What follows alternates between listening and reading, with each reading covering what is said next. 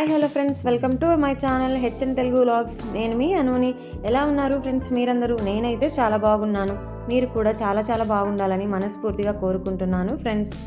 ఈరోజు వీడియోలో మనం ప్రతిరోజు చేసే అటువంటి స్నానం గురించి, ఏ సమయంలో స్నానం చేస్తే మంచిది, అలాగే చల్లని నీటితో స్నానం చేయడం వల్ల ఆరోగ్యానికి మంచిదా, అదేవిధంగా వేడి నీటితో స్నానం చేయడం ఆరోగ్యానికి మంచిదా అనే విషయాన్ని ఈరోజు వీడియోలో తెలుసుకుందాము ఫ్రెండ్స్. స్నానానికి ఉపయోగించే నీటి ఉష్ణోగ్రత మన శరీరం, చర్మం, కండరాలపై ప్రభావం చూపుతుంది. మరి ఉదయం, రాత్రి ఏ సమయంలో ఎలాంటి నీటితో స్నానం చేయడం మంచిది తెలుసుకుందాము. స్నానం చేయడం మన రోజువారీ జీవితంలో ఒక భాగం. అయితే స్నానం చేసేటప్పుడు ఉపయోగించే నీటి ఉష్ణోగ్రత కూడా మన ఆరోగ్యంపై ప్రభావం చూపుతుంది. చల్లని నీటితో స్నానం చేస్తే చురుకుదనం పెరగవచ్చు. గోరువెచ్చని నీటితో స్నానం చేస్తే శరీరం, కండరాలకు విశ్రాంతి లభించవచ్చు. అయితే చాలా వేడి లేదా చాలా చల్లటి నీటిని ఉపయోగించడం మాత్రం అందరికీ మంచిది కాదు.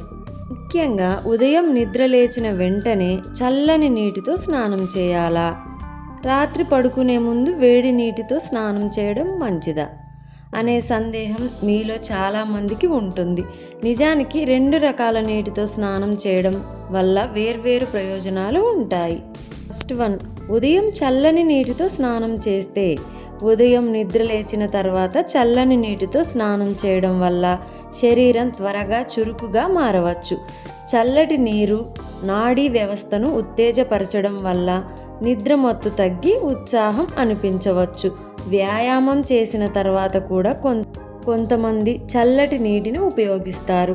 ఇది కండరాల నొప్పి, వాపు, అలసటను కొంతవరకు తగ్గించడంలో సహాయపడవచ్చని కొన్ని అధ్యయనాలు సూచిస్తున్నాయి. అయితే దీనిపై మరింత పరిశోధన అవసరం. కాబట్టి చల్లని నీటిని అన్ని ఆరోగ్య సమస్యలకు పరిష్కారంగా భావించకూడదు.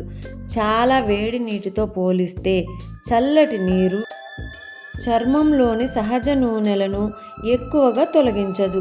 అందువల్ల పొడి చర్మం ఉన్నవారు చల్లటి నీరు లేదా సాధారణ ఉష్ణోగ్రతలో ఉన్న నీరు అనుకూలంగా ఉండవచ్చు. అదేవిధంగా వ్యాయామం తర్వాత చల్లటి నీరు మంచిదేనా? వ్యాయామం తర్వాత కండరాల్లో నొప్పి, అలసట రావడం సాధారణం. ఇలాంటి సమయంలో చల్లని నీటితో స్నానం చేయడం వల్ల కొంతమందికి నొప్పి, వాపు తగ్గినట్లు అనిపించవచ్చు. అయితే ఒక్కసారిగా చాలా చల్లటి నీటిలోకి వెళ్ళడం అందరికీ సురక్షితం కాదు. ముఖ్యంగా గుండె సమస్యలు, గుండెలయలో మార్పులు లేదా కొన్ని రకాల రక్తపోటు సమస్యలు ఉన్నవారు చల్లటి నీటితో స్నానం చేసే ముందు వైద్యుల సలహా తీసుకోవడం మంచిది. మరొక విషయం, రాత్రి గోరువెచ్చని నీటితో స్నానం ఎందుకు మంచిది? రోజంతా పనిచేసి అలసిపోయిన తర్వాత సాయంత్రం లేదా రాత్రి గోరువెచ్చని నీటితో స్నానం చేస్తే శరీరం, కండరాలకు విశ్రాంతి లభిస్తుంది. కండరాల్లోని ఒత్తిడి తగ్గి రిలాక్స్గా అనిపించవచ్చు.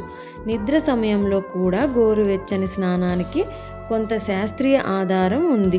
నిద్రకు 1-2 గంటల ముందు గోరువెచ్చని నీటితో స్నానం చేయడం వల్ల త్వరగా నిద్ర పట్టడంతో పాటు నిద్ర నాణ్యత కూడా మెరుగుపడవచ్చని కొన్ని పరిశోధనలు సూచిస్తున్నాయి.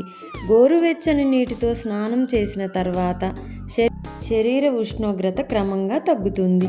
ఇది శరీరాన్ని నిద్రకు సిద్ధం చేయడంలో సహాయపడవచ్చు.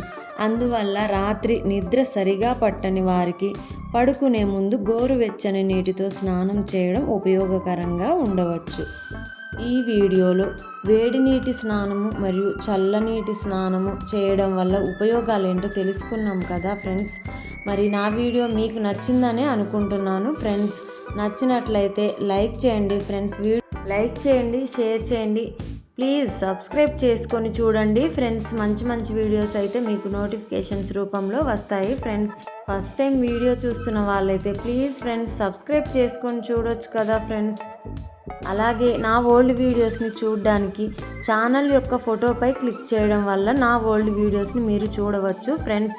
లైక్ అయితే ఇవ్వండి ఫ్రెండ్స్. మీరు ఇచ్చే చిన్ని లైక్ నాకు పెద్ద సపోర్ట్గా పనిచేస్తుంది ఫ్రెండ్స్.